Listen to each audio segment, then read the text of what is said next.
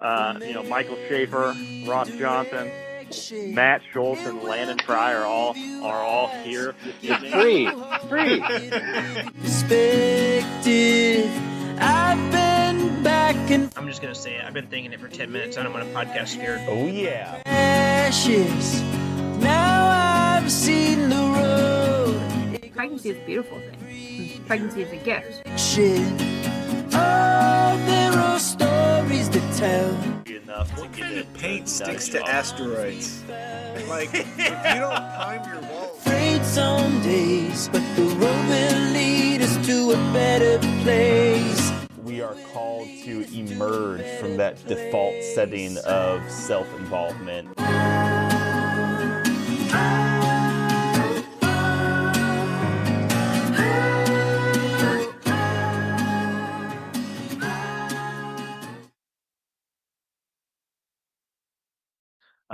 Here we go. I'm going to give my dad a text, let him know we're about to call.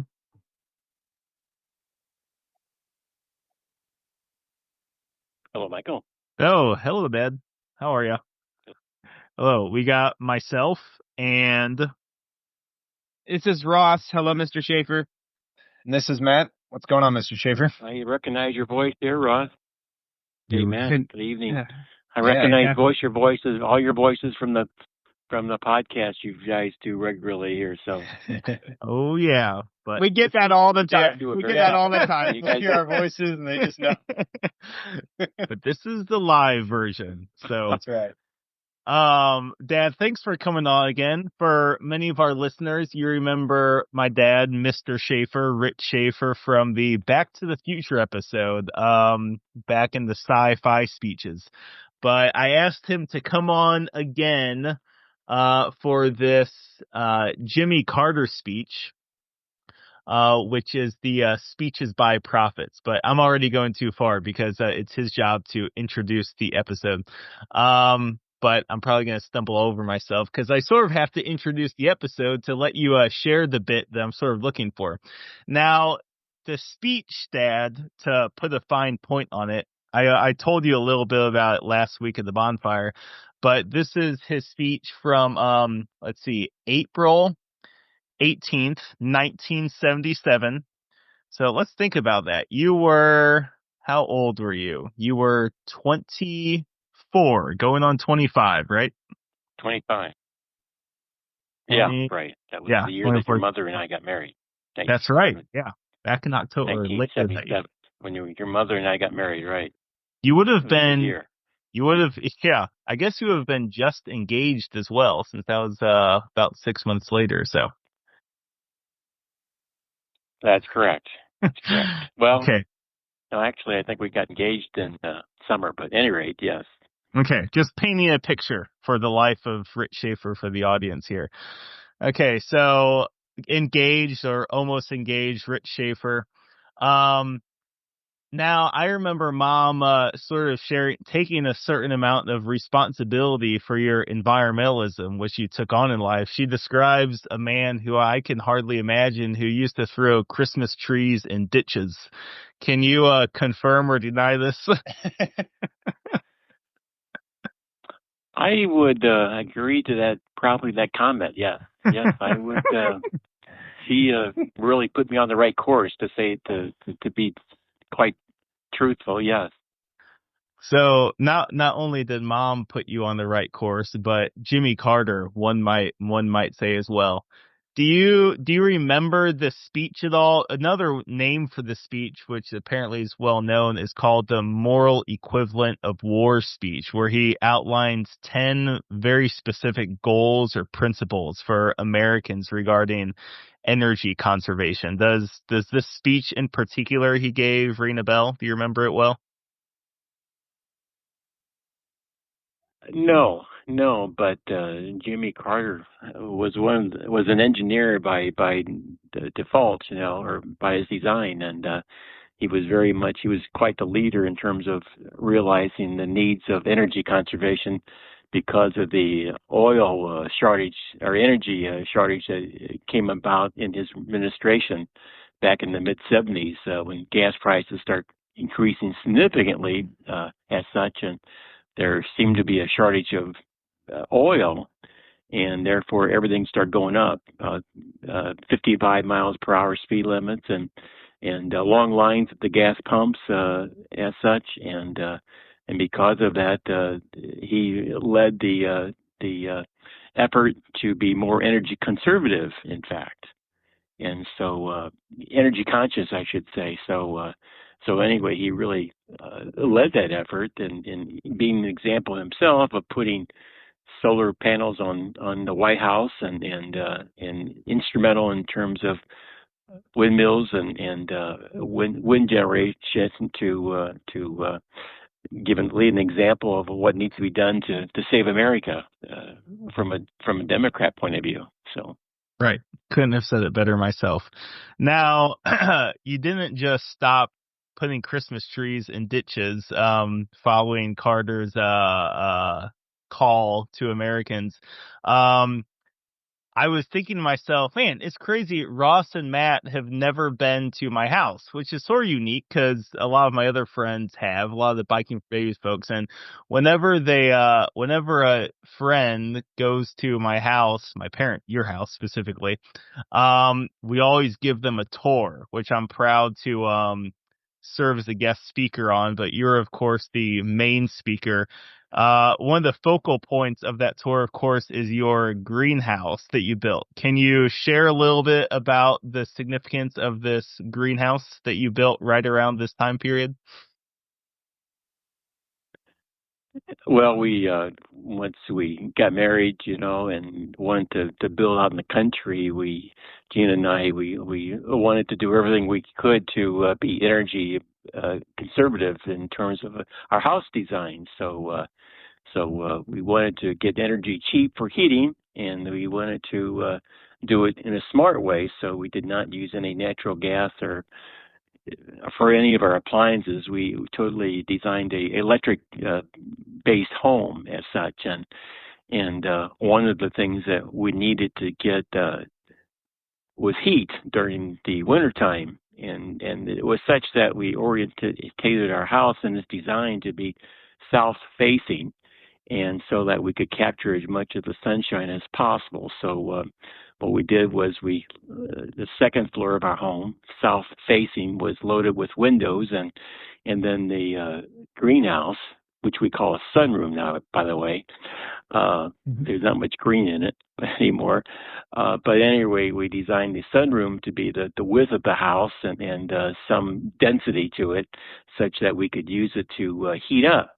And so we had done a lot of calculations on BTUs and window sizes, and needed to capture the maximum sunlight possible, and as well as from our sunroom, so that we could use our sunroom in addition to the second floor windows to heat our home. And to this day, it works very well.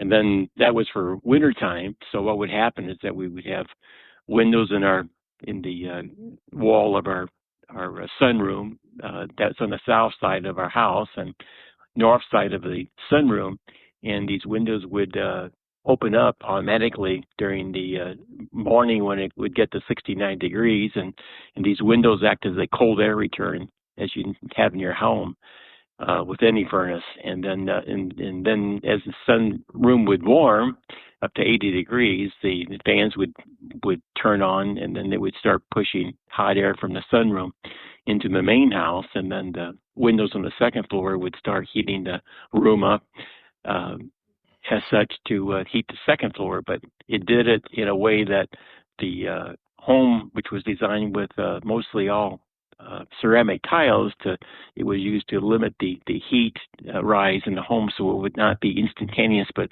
more of a slower rise. And so we did all the calculations on the window sizes and the thermal mass of the home and the floors and the concrete that was in the foundation walls to determine how much heat we needed and how much capacity we could come up with in thermal savings to make this house work. And then during summertime, we just loaded the outside of the house with trees. And when we first built, there was not a tree anywhere near the house, and we planted trees around the house, and it served as a medium to keep the house cool during the summertime to help keep the air conditioning load off of the house. So it worked really, really well, and we're really happy with it. Our energy bills, like last month, was only $50 as such. So the strategy that we used in designing our home 40 years ago worked, and I guess more recently, Michael edited an article that I wrote for Mother's News back in February, March, that talked about our passive home, and like I said, with Michael's editing, it was a article that we submitted and was applied in the Mother's News section there. So anyway, it was a neat product that we created. Let me dumb it down to a few key points for our lay people here, Ross and Matt. I was gonna say, I just push a button and it's like my house gets to 70 degrees. The sun is in the south during the winter time, and as my dad remarked, our house major windows face the south. Now, what sort of got lost in there is the house was, in a sense, sort of over-engineered. We used to be a greenhouse, to capture more heat, but the house got so insanely hot, even on a negative 10 degree day winter. It was unfathomable. You would walk into this greenhouse and it'd be 120 degrees. It was uncomfortable. So they got changed to a sunroom because there was effectively a lot excess heat being generated. So on cloudy days are basically the only days that we have to pay for heating. My mom and dad have to pay for heating in their house in the wintertime. So pretty neat, cool thing. We'll have you guys out there sometime. Maybe he'll host the podcast crew. We'll do a live podcast from the greenhouse. We don't have it in the winter, sweating. But true to Michael's point, one tends to forget some of the earlier details. It did get very warm, and you had to have the windows open at times just to get rid of some of the extra energy that was not needed on some sunny days that would occur. Okay. Well, thank you, Dad, for that trip down memory lane, Schaefer life during the time of the speech regarding environmental activity. Man, there's a lot more I think we could go, but we'll have to save that for another day. So it is your task here to introduce the speech, guys. Something you've done this before now. You're practically an old pro. Well, ladies and gentlemen who are listening to this podcast here, we're going to present a speech tonight by Jimmy Carter, dated April 1977. And the three gentlemen that are going to be involved in this podcast, which are very intelligent, is Ross and Matt and my son Michael. So I listen to your podcast very often, well, regularly, I should say. I got to say that you guys are really some intelligent fellows here. So anyway, with that being said, have a good podcast here. I look forward to when it's all edited and the broadcast here. So love it. Let's cue the music. When you see the road from every direction, it will give you eyes, give you hope, it'll give you perspective. I've been back and forth, and I had my crashes. Now I've seen the road, it goes every direction. Lovely. Dude, that's a really, I didn't know that story about your house. Yeah. That's a really cool, it's a really cool story. Yeah, that is impressive too, just that they did that. It sounds like by letting all that heat escape, though, the Schaefers caused global warming. So, joke's on them. Oh, man. That was a good joke. I was waiting for it. Okay, here we go. Thanks very much to my dad for introducing the episode. You missed the introduction of Landon. That's right, Landon is not with us tonight, so you're stuck with us three goobers. Jimmy Carter's The Speech, April 1977. The speech has been called the Meow Speech, a little bit derogatory, but that's an acronym for a title for the speech regarding a particular clip or quote from it, calling it the moral equivalent of war speech. This speech, my dad just introduced the episode. He did it. I asked him to do it for reasons he sort of talked on there, but also because he asked for the speech guys to do a speech that was sort of on the topic of climate change. All right. And while this speech is more on the idea of energy conservation, there's a lot of the exact same themes in play here regarding being responsible with natural resource use. How long can we keep going on like this, which really run in parallel and in synergy with the issues regarding climate change, right? With that, why don't we go ahead and listen to a clip of this speech, and we'll sort of go from there. First reactions, research regarding the topic, and the 1970s JC, and some discussion questions. Without further ado, Jimmy, take it from here. Tonight I want to have an unpleasant talk with you about a problem that's unprecedented in our history. With the exception of preventing war, this is the greatest challenge that our country will face during our lifetime. We must not be selfish or timid if we hope to have a decent world for our children and our grandchildren.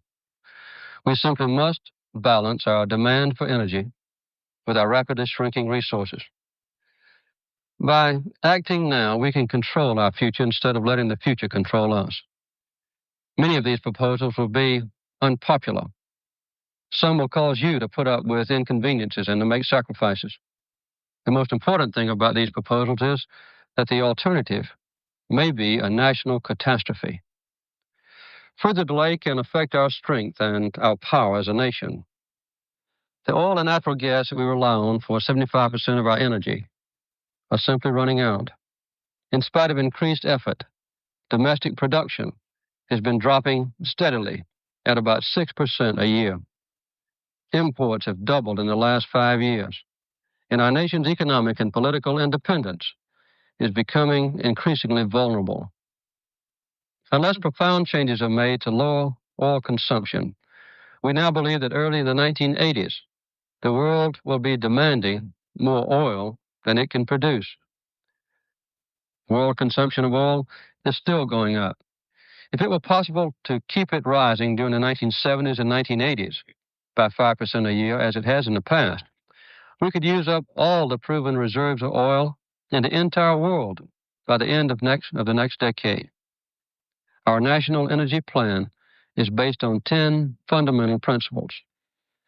The first principle is that we can have an effective and comprehensive energy policy only if the government takes responsibility for it, and if the people understand the seriousness of the challenge and are willing to make sacrifices. We will monitor our progress toward these goals year by year. Our plan will call for strict conservation measures if we fall behind. I can't tell you that these measures will be easy, nor will they be popular. But I think most of you realize that a policy which does not ask for changes or sacrifices would not be an effective policy at this late date. I believe that this can be a positive challenge. There is something especially American in the kinds of changes that we have to make. We've always been proud through our history of being efficient people. We've always been proud of our ingenuity, our skill at answering questions. Now we need efficiency and ingenuity more than ever. Okay, first reactions. I know one of the things that really stood out to me, and I don't know if we want to go here right away, but was just the idea of like the president asking the general public for sacrifice in such like a direct way. Yeah, I just thought it was really interesting. I mean, you hear about that with World War II and victory gardens and, these kind of like I don't know, somewhat nostalgic things um, that went on with that.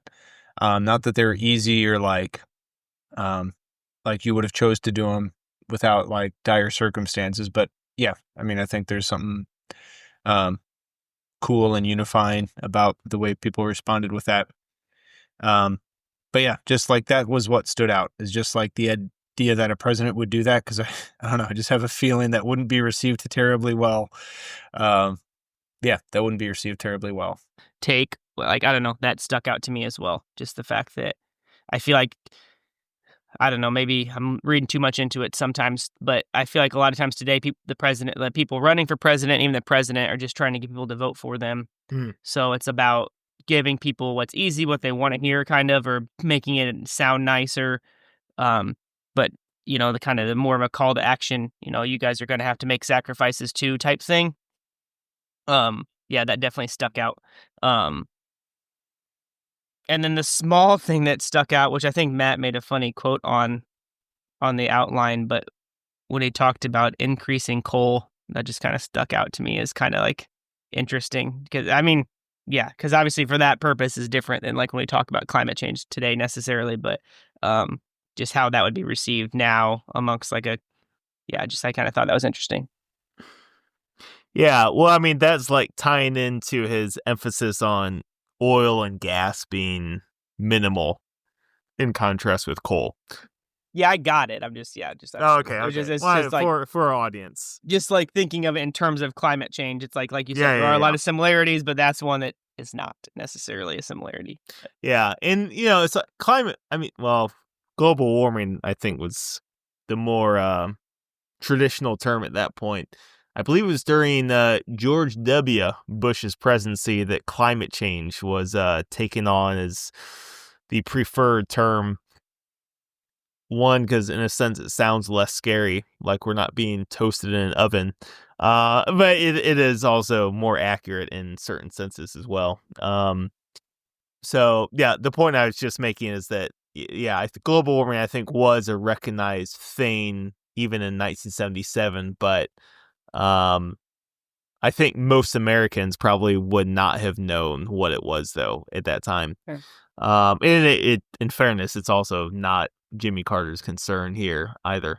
Just to jump off real quick, since that was both me and Matt's kind of overall first takeaway, was this kind of president asking for us to make sacrifices. Can you guys think of a time, like in our lives, like semi-adult lives, that like a president has asked us to do something like that?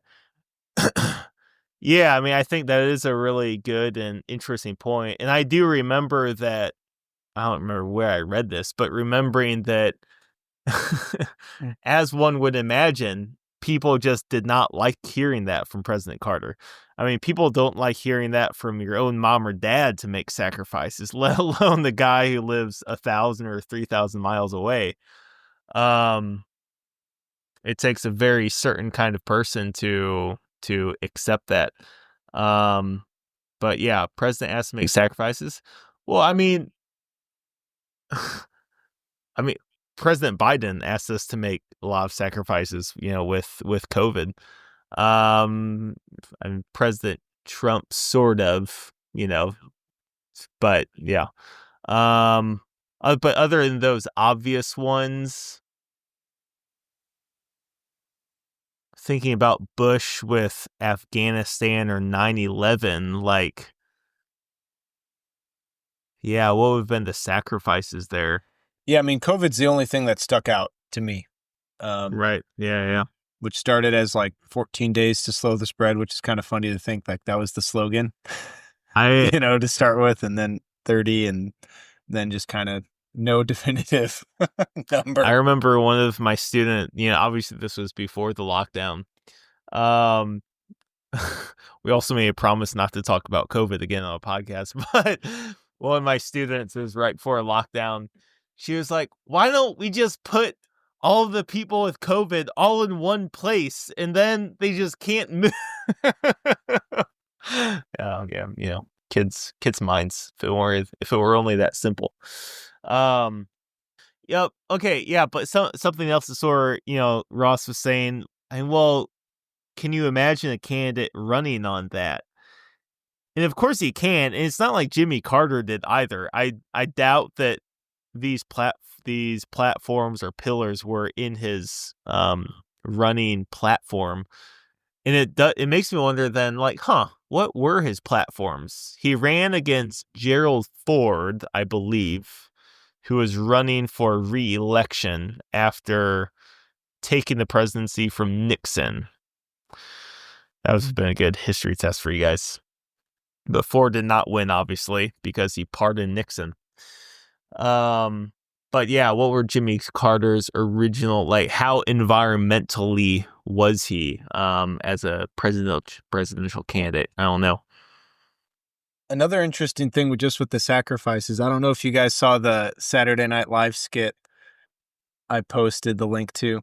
This was regarding inflation, and I guess he had a similar speech with Americans about basically like consuming less and doing things to fight inflation, because they're like kind of alongside the energy crisis. I guess this was like kind of a tag along issue. And there was so in the Saturday Night Live skit, this was like their cold open. It was like a fireside chat type of thing with Jimmy Carter. I think I did watch Dan Aykroyd. some of this. Yeah. Okay. And he basically like has his daughter take out her piggy bank, and she has $12.50. And he's like, all right, what's 8% of that? $1, pot, whatever. So she has her like burn a dollar bill on live TV, to like say what Americans, you should do the same. Take 8% of your income and burn it, and which is funny.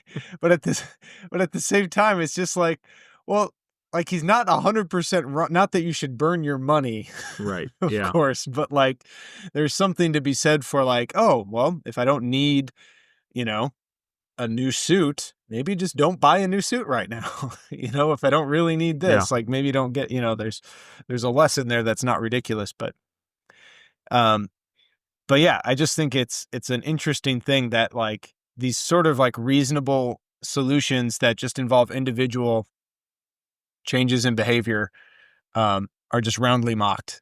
Right. I want to say there was like a similar thing recently with Joe Biden and inflation or something.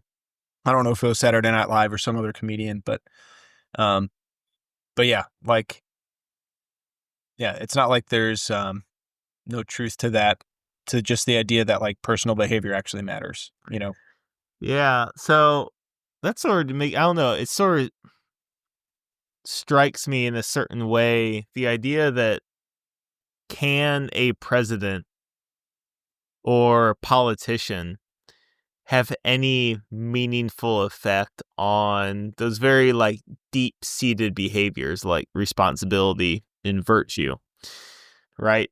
And I mean, I think that all of us would probably land about the same here. He'd probably say like, no. I mean, your parents have a hard enough time, but still obviously legitimate time, having that influence on you by virtue of the fact that a kid eventually realizes how much time and energy they've invested in you.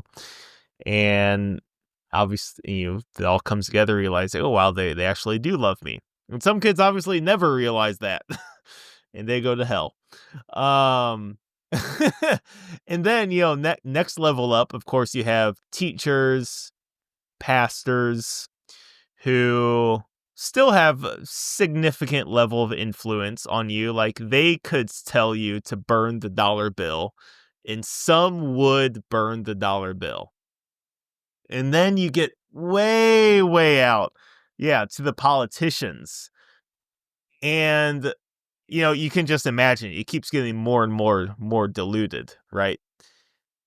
And what's interesting, I think, the sort of like the paradigm, I guess is maybe the right word, is that we somehow I don't know if it's we think or politicians think or what it is. I'll say that we think that politicians have that power in the United States, like to speak that way. And, maybe it's because, one can argue that an evacuation of responsibility among parents and pastors. So therefore, that expectation of power has been transferred to politicians. I don't know, just an interesting thought to play with, maybe.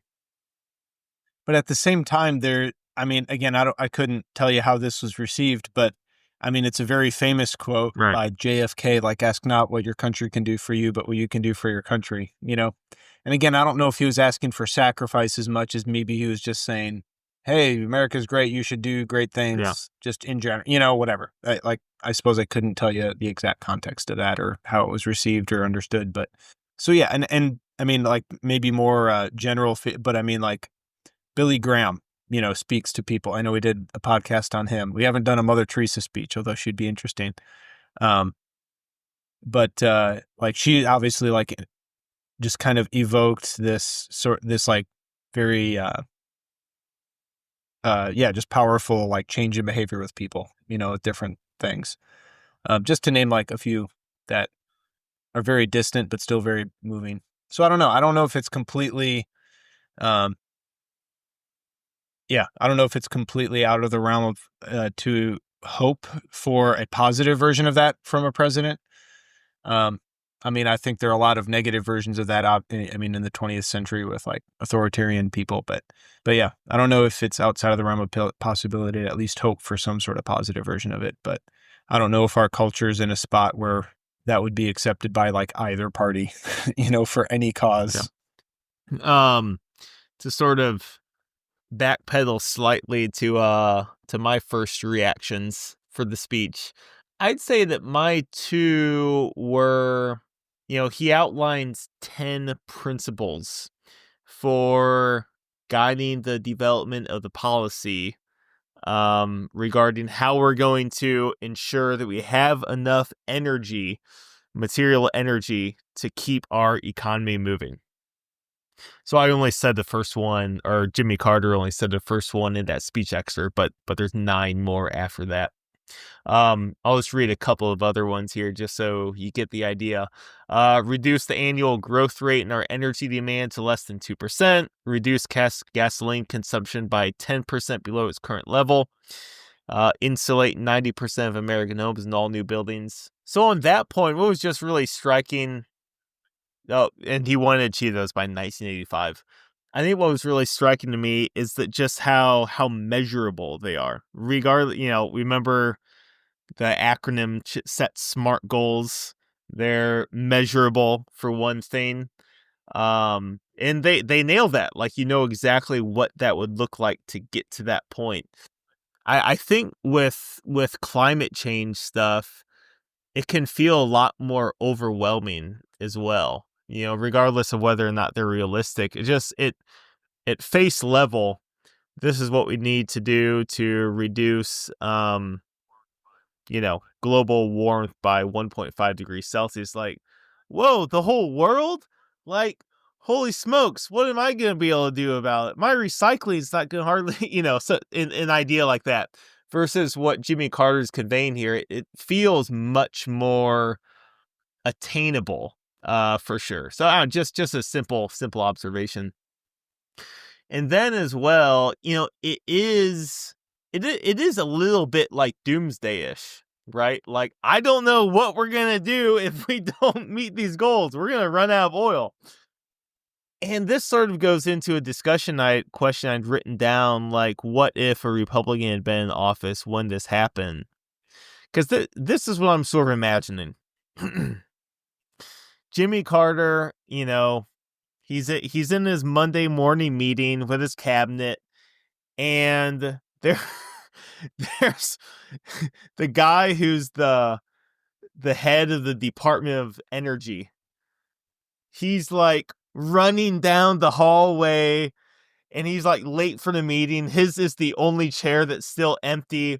And Jimmy Carter and the rest of his cabinet, the Department of Education, Department of Ag, they're, like, eating their donuts, just like it's any old Monday. And then the Department of Energy guy comes in, and papers are, like, falling out of his arms. This is like the scene from Armageddon, where he breaks down the door and he's like, The asteroid is going to hit Earth in 12 days. I feel like it was like that. Except, of course, he wasn't saying asteroids in here. But he's like, we're going to run out of oil based upon my calculations by 1985 or, whatever Carter was insinuating here. We obviously know that did not happen. And we now sort of have the luxury of time and variables to say, well, if only Carter had seen this, or if only Democrats would realize this, or blah, blah, blah. But Carter was dealing with an environmental issue at that point that was like devoid of partisanship.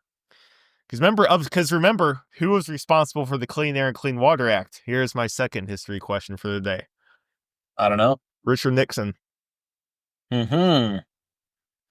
And I remember listening, when was it? Listening or reading something, a speech by President Nixon. And it was sort of similar to this. I guess it was maybe when he was presenting the Clean Water, Clean Air Act. It was something to the effect of like, look, we have not managed our natural resources well. We need to start managing this well, or else we're just not going to have, the right kind of earth for our children and grandchildren. So that was sort of like the landscape for environmentalism from that point, where people realized that natural resources were a limited resource, up to Carter, which was, really only like 8 years later. The point I'm trying to make is that up to that point, it was like environmentalism always seemed like a pleasant hobby for America those first like 8 years. Like, oh, look at all this garbage in rivers. We should start doing something about this. And what Carter received for the first time was this hypothesis that if we don't dramatically change the way we do things, we're going to be up Schitt's Creek without a paddle. And it's like, how else, what other reasonable way could Carter have handled it? Like, would it have really been responsible of him to say, we'll invent fracking, or we'll invent whatever, we'll invent whatever. And so with that, hopefully that thought experiment is illuminative to open up the pathway to the idea that what if a Republican had been in office when this took place? Would things be completely flipped, right? Because we're a very antagonistic society. One party does one thing, the other party has to do the opposite. I will set that thought there. That completes my first reactions. One last item on that. And we, of course, know that happens because the Democrats used to be the pro-life party and Republicans used to be the pro-choice party. And then that obviously flipped. So it happens. My first thought when you asked if a Republican had been in office, I guess the way I started thinking about it, which I don't know if this is what you're asking, it wasn't like, oh, how would it have been presented? It was like more, if a Republican had presented it, would it have been received differently? But anyway, if that was your way of thinking, that's the way I at least thought about it first. But I feel like it would have been about the same, simply because I feel like people tend to, in some ways probably in a good way, and in some ways maybe not as good of a way, like worry about themselves. So when you see things like, oh, we're going to run out of oil, or with today, climate change, it's like, I feel like it's very easy to say, yeah, but like if I don't do anything, just me, it's probably not going to like have a different end result. So I think people probably fall into that state, and that's easier than I'm asking you to make this sacrifice. So I think that's probably part of the maybe people's inaction on a lot of big issues. Maybe it's just because it's hard to see how your individual contribution is going to do a lot. I'm not saying that's the right way to think. I just think a lot of people probably end up acting like that, especially when the alternative is, I'm going to ask you to make these sacrifices. So here's an interesting, fun trivia question. Obviously, well, just you guys' hunch. What % of people would you say think that way? Think what way? Like what Ross is saying is like, well, it's Oh. easier to do nothing. And of course, it's sort of a spectrum. Like you're going to be more that way with certain issues than other issues. But at the same time, it does concentrate itself as well, I think. So I don't know. I've got a number in mind that's like based partly on like evidence. So I don't know, you can agree, disagree. It's sort of fun to think about. Percentage of people that think that way. Yeah, I mean, I don't know. I feel like that's such a, yeah. I don't know if you can just say this person thinks that way. This person definitely doesn't. Well, you know what I mean? I don't know. It's an odd way to.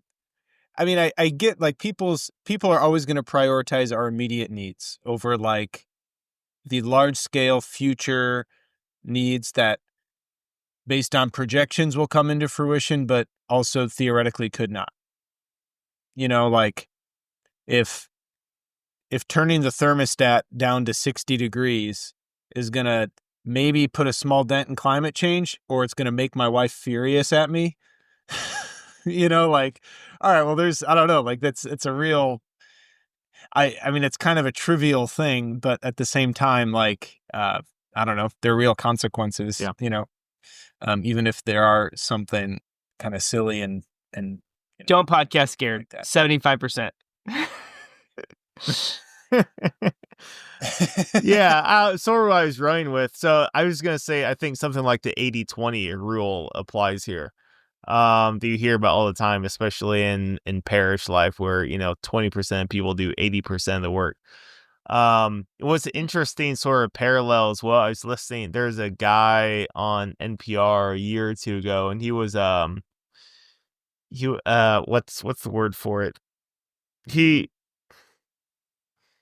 A campaign, he manages campaigns. What's the word for it if you manage people's campaigns? You sometimes do campaign manager?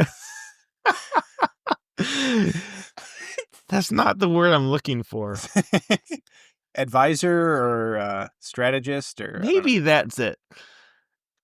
And you work with both parties sometimes. You usually work with one more than the other, but you might work with both parties. I don't know if that. Sure. Okay.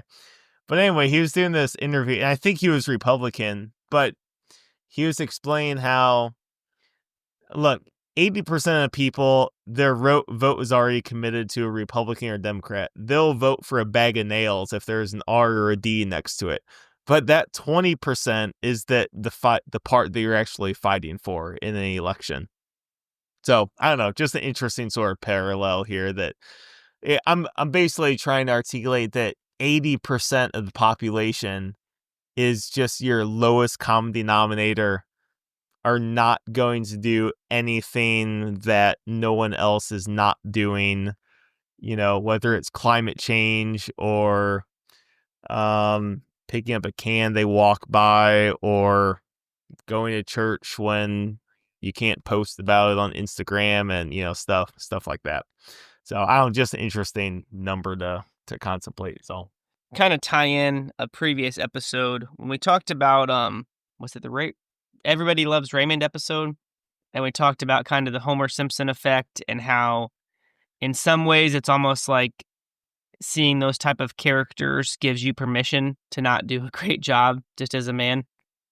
Like I would wonder if maybe that's part of why, maybe a little bit, I'm not saying it's the only reason, but I would wonder if it's at least part of why people tend to, if these things are real and they're going on and it's going to make me make a sacrifice, it's easier to kind of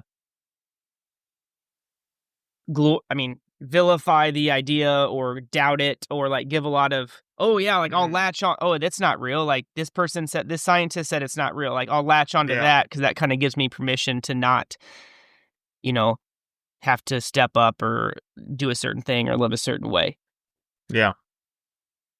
Yeah, I mean, I think just to play with the idea a little bit more too, to dip our toes in Catholic stuff, you hear you hear stuff every so often about Our Lady of Fatima and predictions regarding the end of the world and, whatever.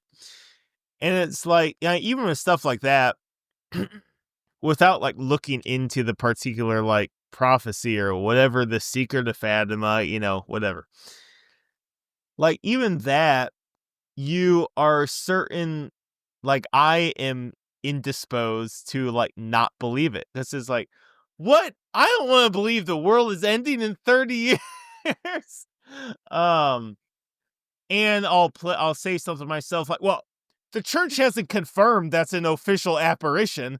So, right, without like actually looking at the evidence, that's just like, I prefer to take on that default belief, which I think is sort of in parallel with what we all have, that tendency that there's a default belief that we want to take or are more inclined to take for whatever reasons that we have to sort of fight through.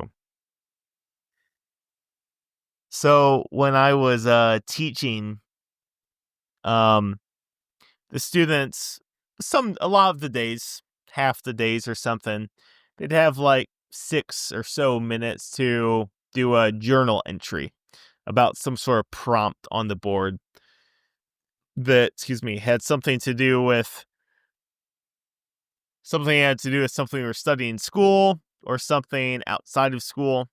And every so often, climate change came up.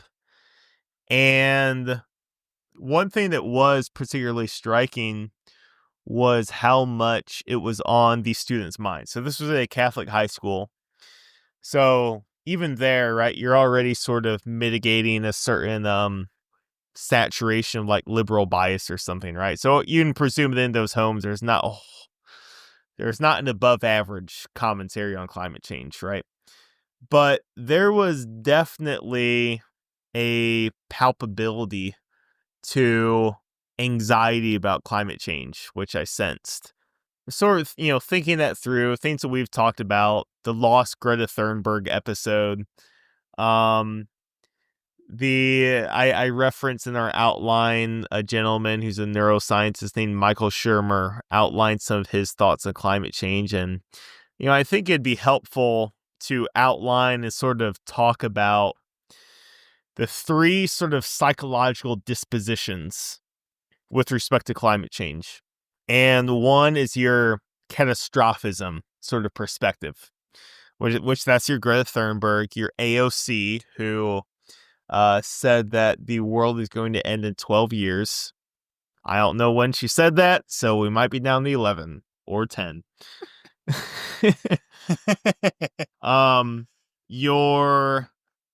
Your non-catastrophists, I suppose, which is like your Michael Shermer. And that is that group of individuals, I put myself in this group, who take all the scientific claims, facts very seriously. I believe it. I'm not a climate scientist. I have no room to doubt.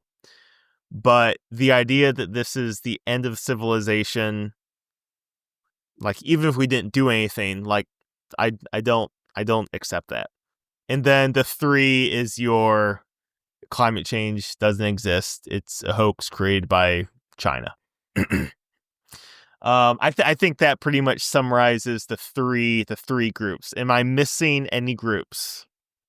I think that's a good broad brush of the groups. I think people could pick it apart a little bit, but I think it would be not helpful for the discussion. Can't even imagine how you could pick those apart, but give me 2 minutes.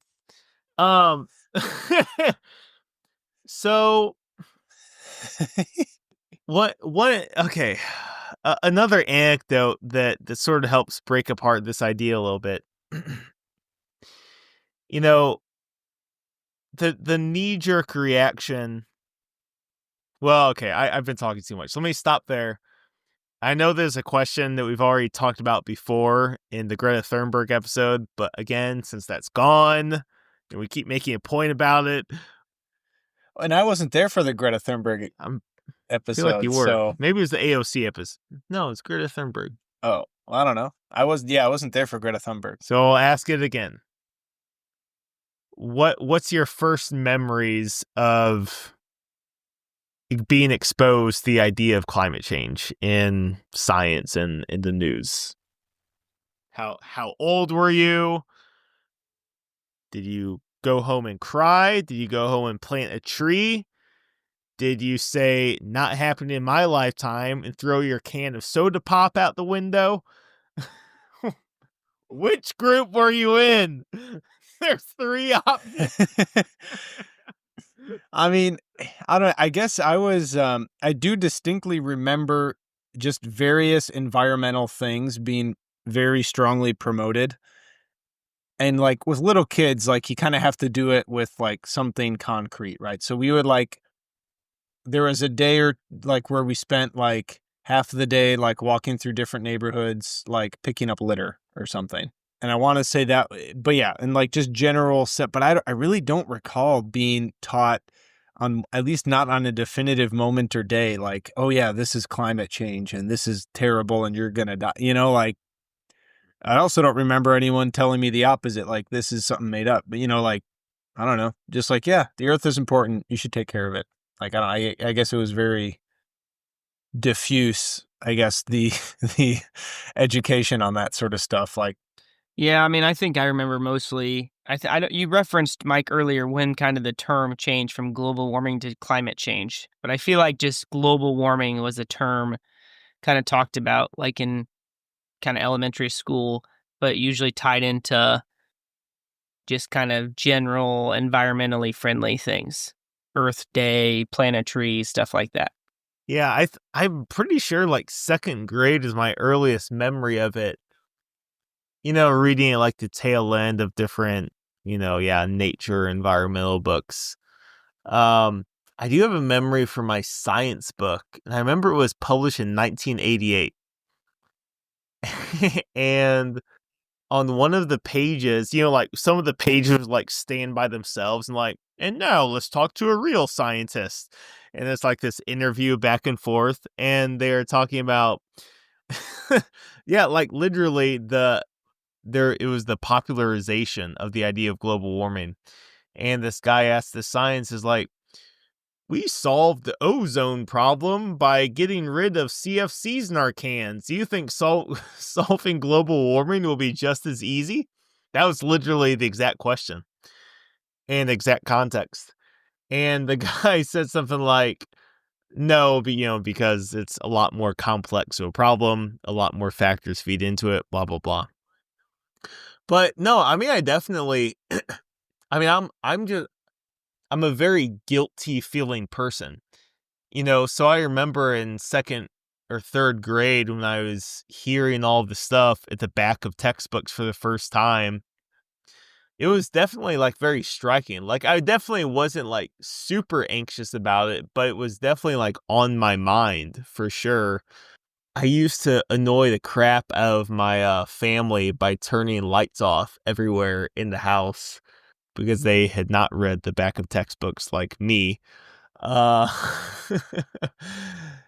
So yeah, it was definitely something on my mind for sure.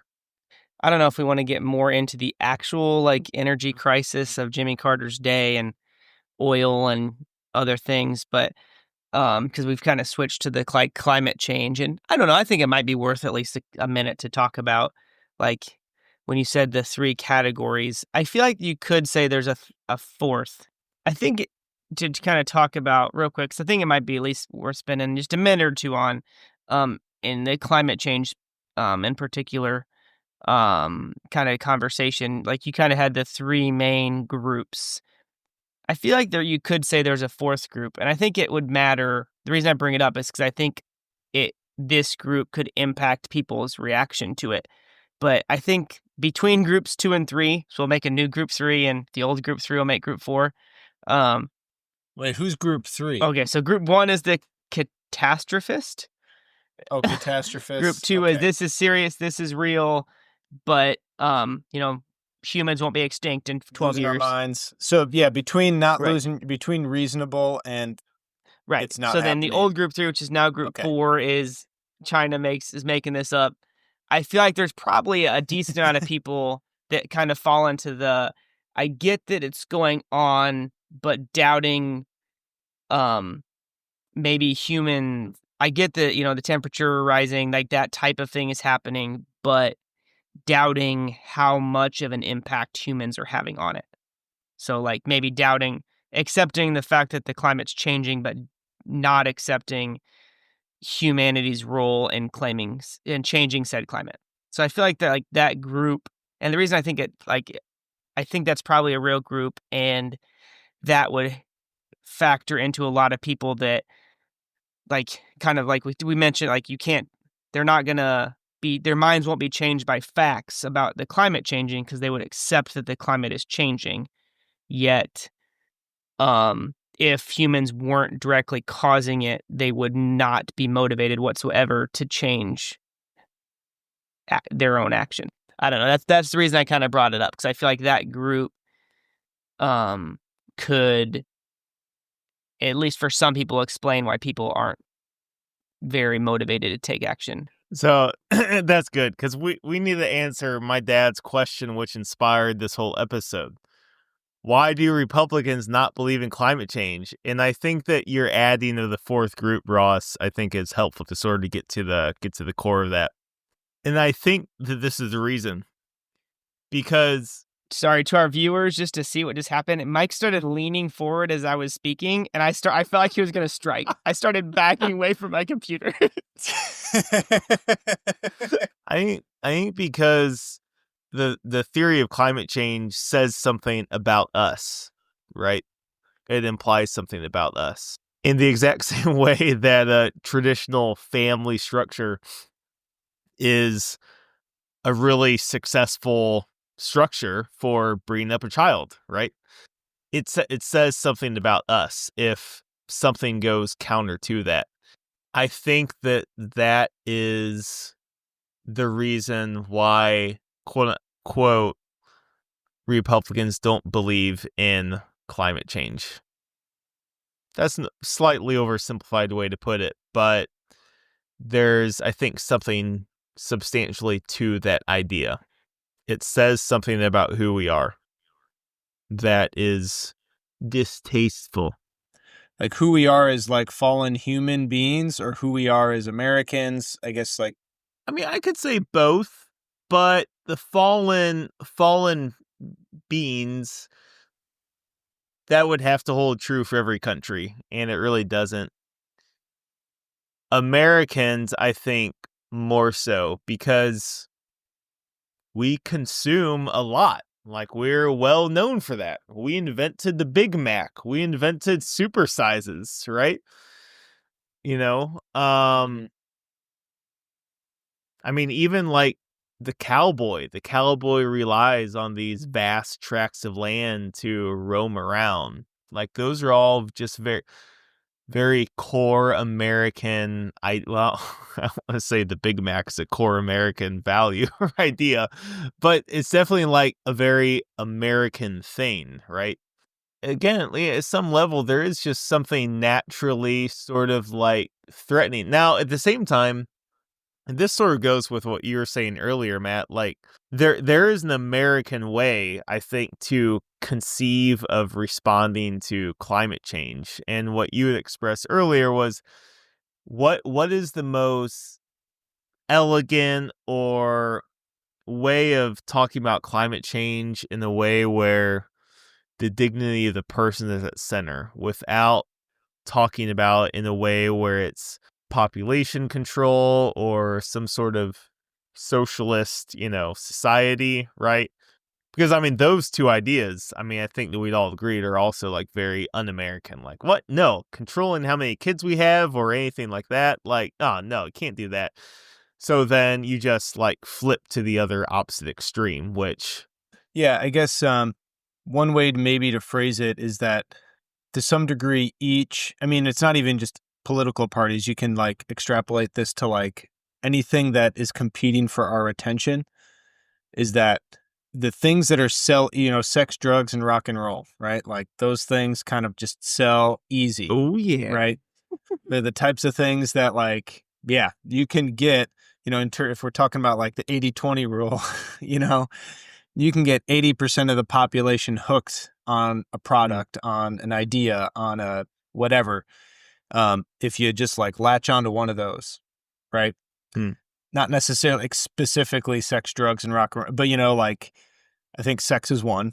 Money, freedom in this sort of vague, like licentious way, right? Which applies to a lot of things. And luxury and whatever it is you want to call it, all these kind of very superficial things. Like, so I think to some degree, not everyone has to. There's a high degree of temptation to just like sell out to like one excess or another, and in terms of like why Republicans have to some degree, I don't know, maybe there's a little bit of happenstance there. Like you meant, there's some historical things, like the first president to really come down hard on it happened to be a Democrat. No one really laid a stake down on that. So that's how it became, right?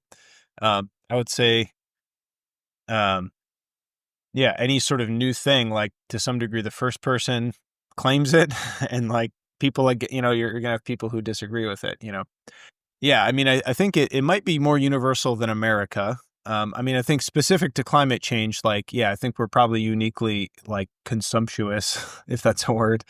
But for climate change, perhaps it's uniquely American that we like kick back against that. But I would imagine like just fallen human nature, every culture is going to have its thing it doesn't like, like the vegetables it doesn't want to eat, or the bed it doesn't want to make, or, insert analogy there. Yeah, I just sort of like run with the idea a little bit more. I mean, just think of Europe. Like, Europe just sounds crowded. You have like 20 countries in the size of like Texas or like east of the Mississippi River. Like they've been dealing with conservation from just a very practical level for 500 years, right? Sure. I mean, I do think there might be a little bit more. I mean, besides just like the, people are sinful and people don't like making sacrifices, whatever.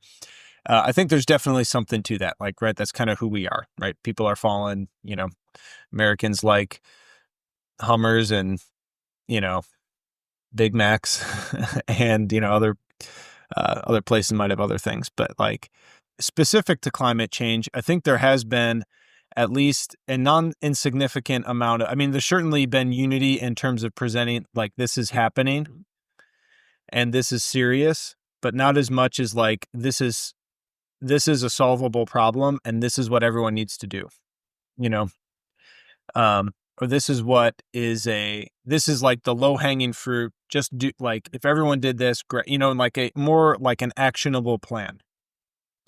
There seem to be these kind of like fashionable trends, right? So like, recycling. And, I know that I cited a Boston Globe article that like basically plastic recycling hardly ever happens, in this, some sort of investigative reporting they did.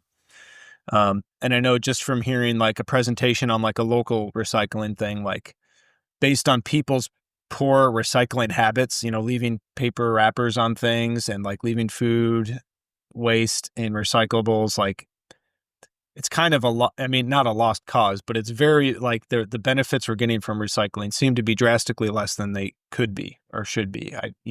Similar thing with like reusable grocery bags, right? I know for some reusable grocery bags, you would need to reuse them like an inordinate amount of times in order to like make up the greenhouse gas emissions for like one of like the throwaway bags, right? And most of the throwaway bags we use, I've reused grocery bags for my lunch for the last year. So like you can get a lot of use out of those. So in some ways, like these sort of, disposable quote unquote grocery bags might even be more environmentally friendly than some of these fashionable trends, right?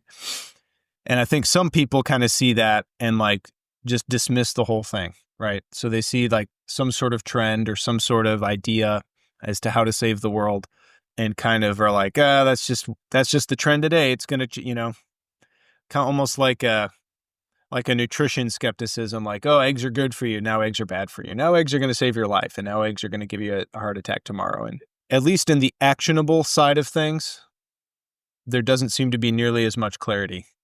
and I think that kind of causes to some degree a level of paralysis. And maybe I'm just like not informed on the clarity. Maybe that's out there and it just hasn't trickled its way down to me and whatever. But yeah, I think that's an element too. Like it doesn't seem quite as actionable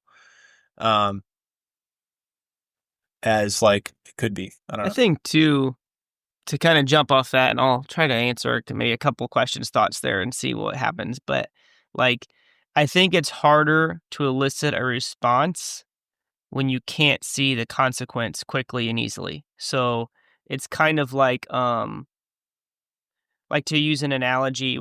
Yeah, I won't do too much analogies yet. Maybe we'll get there in a minute if it'll make more sense. But like, it's hard, I think, to convince somebody you need to do this now to prevent a problem from happening in the future, when I think there's just a lot of people, and maybe it's kind of cop-outs, but like end arounds of, well, that might not really happen because they said that Miami was supposed to be underwater by now, blah, blah, blah.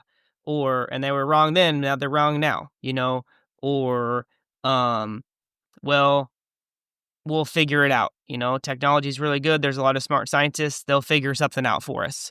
So I feel like there's a lot of like excuses you can put up to kind of make it seem less pressing, to where it doesn't seem as dire, at least on the surface. So it makes it like, it kind of makes you feel better about not taking action now. It's where something, if it was more of a, I don't know, dramatic, pressing problem, I think you're going to be more likely to get a lot of buy-in. Not that it's not dramatic or pressing, but, like in Armageddon, we have 12 days, right? It's not like, so everybody was going to be on board, but like climate change is different. So I think that probably, I don't know, to kind of connect, like, I don't know, like the earlier, like, why don't they believe in climate change? Like, I just think it's harder to see it. So it's easier to justify around it when it involves making sacrifices on my own, like on your own part. Yeah, I mean, I think there's something Michael Shermer references a lot, which I totally believe in. I'm sure you guys would agree, just as a thought experiment. So I was really sick, like yesterday and the day before. I healed miraculously. I threw up 4 times on Tuesday night. I wasn't at work yesterday. Gotta leave that in the audio. Needs to know. This is like the Michael Jordan flu game. Come on, Mike. Don't say you're healed. Say you're still doing it. But, if you ask Republicans or Democrats, like, the evidence for climate change or vice versa, like, neither of them know anything. No layperson knows more than the other person, right? It's much more instinctual belief than we'd like to admit. So there's that. To rebut Matt's point a little bit with like, well, what do we do? This article says it takes 1,000 uses to reuse a bag, whatever. And I tip my hat for you reusing your grocery bag, Matt.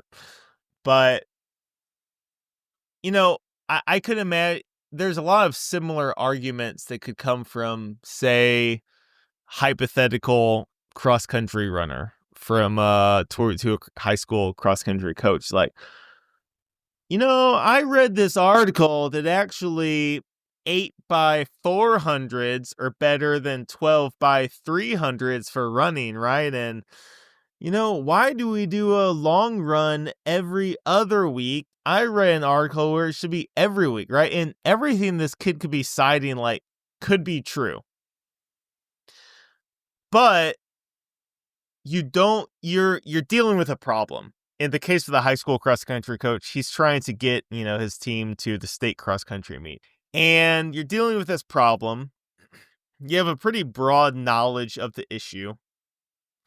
And you are going to try, through consistency and patience, 100 different things every single year. And you eventually realize that, okay, maybe these 2 things aren't working. So you throw those out. You replace those. And you do 2 new things.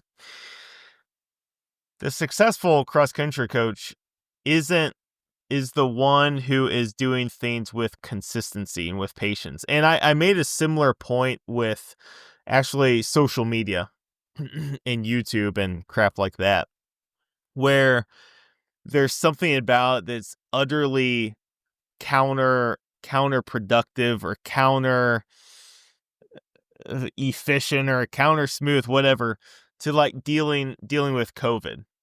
Because what's much more effective is 300 million people all doing the same thing, then realizing that this doesn't work, and then moving on to a new thing, rather than 300 million people doing 100,000 different things, right? Even though they're all citing like this article that they read or something like that. Does that make sense? So with going back to the climate change example, to applying these different metaphors, it's like with me, I do use reusable bags, and we all three of us drive sensible cars, very energy conscious cars. I drive 56 miles per hour if I'm not in a rush to get somewhere, even if I'm in a 30-mile-per-hour zone. Okay. I don't do that. Okay, I do push the speed limit maybe a little bit, right? Yeah, I do recycle, even though apparently my plastic bottles are just being tossed in a landfill or something. Although I am very conscious Just of the citing it as an example. I know, I understand. And I take my paper labels off too. Don't worry, Mike. And I don't know what else. Turn off lights, and I literally do not have hot water. It is shut off in this house. I stopped using my dishwasher the other day. Right? That would actually make Claire furious if I did that. Yeah, I understand. The point is that I don't know which of these things are the most effective, right? I mean, I can make guesses, but at least I like to think like cultivating an attitude within myself that's receptive to new information, that is being consistent, that's also building virtue as well. And that's like, one could argue like that's the sort of landscape. I mean, you can apply this metaphor to so many different things, the spiritual life as well. You're building a landscape that is fertile ground for you. You don't and this applies to like new companies too. You don't start a new company because this is the one thing that's gonna work. No, you try 1,000 different things and you're consistent until I think you guys sort of get what I'm getting at. Yeah, and I'm not necessarily saying that, read an article or something actually isn't helpful, so therefore everything, I mean, I agree it's not a logical response, but I would say that is a response, and there does seem to be a disillusionment there. And you see it, like, I know I see it all the time in healthcare. Yeah. Right. Yeah. People, I mentioned like the nutrition example with eggs and, Yeah, exactly. So it's a definite thing. Like, you don't eat vegetables because this one study says so. You eat vegetables because a bunch of things have said so, and it's about as good as we've got. Right. So like, just got to do something. But I think something you mentioned that, or I can't remember how you phrased it now. You said something like it builds a sort of like character or a ethos, it creates a landscape for that's let's use landscape, right? Yeah. Let's use landscape. I like it. So, because that's why I feel like there's got to be a sort of like landscape image, right? So landscape, if you think landscape, you think like an image, right? Which, if you look at a landscape, especially like a really moving, beautiful landscape, you don't have like captions or like little asterisks by the tree, and then this is a willow tree with whatever, with a bunch of facts, right? You don't have all these asterisks by a river with facts about whatever. Because there's something uniquely and kind of almost more universally moving about the landscape as such. When we all do things, to whatever degree we do them, that are helpful for the planet, I feel like there's something other than just this one specific fact that moves us, right? There's this sort of like poetic underbelly to like what it is that we do that just seems that actually moves us, and kind of like we talked about, you'll find a fact that suits you, you'll find a fact that kind of just allows you to rest more comfortably with whatever your baseline is. What really, I think, moves the baseline is this sort of, this moving poetic underbelly. So like, I guess, what is it for you guys? Is this our final bell question? I don't know. It can be. I mean, I don't know if we want to do that or not, but it could be. I mean, it's a good question. It's getting pretty long here, so sure. Okay, here we go. The final bell coming up. 15. One more round. There's no stopping this now. This is our round. Don't stop it now. You stop, we don't stop. All your skill, all your power, all your love, everything you've got. This is all life. You and y'all. I was having a conversation with Julie about kind of this type of stuff recently, and I think it's kind of like we kind of referenced earlier, like, or maybe somebody put it in the outline, maybe I'm making this up, but with the climate change, at least conversation, like, I think sometimes the people hear people kind of like, well, like Mike said earlier, like people don't actually know the statistics or the studies. You just kind of you have your side and that's what you're on. Or one of 3 or 4 sides potentially.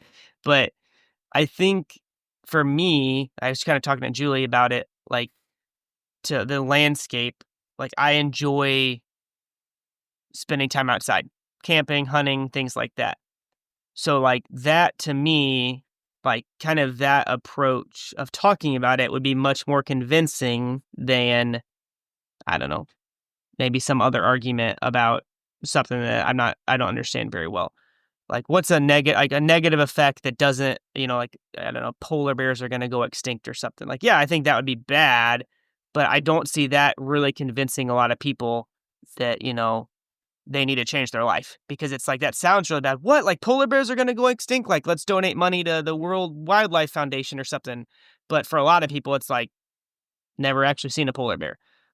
Maybe one at the zoo. So I know that's kind of simplifying it, but I feel like the more approach of, for me, and I feel like they're probably more effective, would just simply be, what type of things we can actually enjoy that might be lost. I guess a couple images that come to mind with myself is sort of this, I guess there's kind of a 2-part image. So there's the like abundant feast. All right, that's kind of an image, and I'll flesh this out a little bit more in a second. The other is like the well-kept garden, right? And sort of this like biblical Adam and Eve command to like keep the garden and till it, and like you're responsible for this, to be a steward of God's creation and to kind of protect and like take care of this, like whatever it is that you're given, right? The abundant feast and like the tilled garden or the well-kept garden, one, they're just, I don't know, like, especially being a relatively new homeowner, maybe I'm not super jaded yet, although I've run into a handful, your normal homeowner, like, I don't know, tribulations. But yeah, I just feel like it really just is rejuvenated a sense of this thing, like, oh yeah, like I've got a family, I need to provide for them. I've got a wife and a child who need food on the table, right? Who like are very joyful and happy when there's like an abundant feast of some sort, right? And especially just like our Catholic language of like a feast and, the mass and, the wedding feast in heaven and like all of this stuff, just like really, I don't know, it just like gets me going, and like that's the stuff that really like has me excited to like, oh yeah, I'm going to take care of a garden and grow my own food, because that's actually, you don't need to, there's no chemicals, which is good for the earth. There's no transportation of that to and from the grocery store and then to and from my house, which is, good for the earth. There's, all these kind of inefficiencies with our modern life. Like, yeah, that's actually really good for the earth. Just grow your own food, right? Have a compost pile, like do that sort of stuff. Like, so yeah, I would say those two just images kind of stick out as like something that actually that really like motivates me to do the things that I'm doing well, like, which, yeah, I think there's things I could improve on, in terms of environmentalism or, but yeah, I think that's kind of like the moving kind of poetic image of that gets me going. Thinking about what I said earlier, the different things that, I like to do and that I believe they are good for the earth. They're all like very conservation oriented things, using less, depriving myself of things, which sort of sounds silly, but at the same time, like, man, I hate overconsumption. I just hate the image, like, just tons of packaging, like, ugh. And I just hate the idea. We are already so, like, weak. Like, I think of myself, all three of us, we are so weak. Yeah, there are a lot of people who I'm sure you guys already told, like, yeah, we're going camping this weekend. Tomorrow, we're going to see each other. And the temperature is going to be 19 degrees. And I bet we can all agree, like, we're really not that tough. Like, we're bringing our own canned beer, our own canned food. We're sleeping in synthetic materials. There is nothing hardcore about what we're doing. We are weak. Yet, in fairness to ourselves, too, it's like, at the same, like, we're also like sort of like, we all still sort of like push ourselves really hard, but we all also know the objective sense of all humanity who ever existed, we are weak, we are worthless. And I think we all identify with each other's answers, slightly more, slightly less, a little bit of spectrum, but I think we all do just.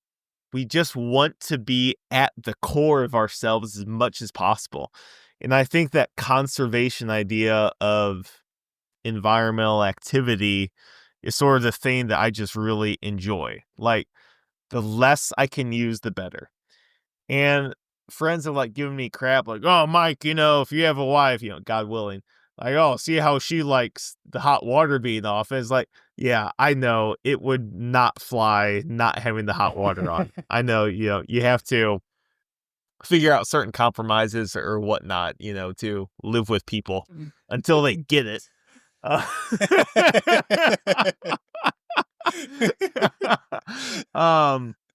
So yeah.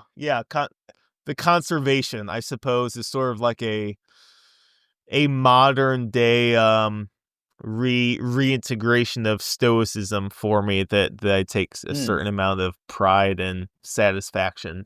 Hey, we've only got 2 more episodes for this season number 2.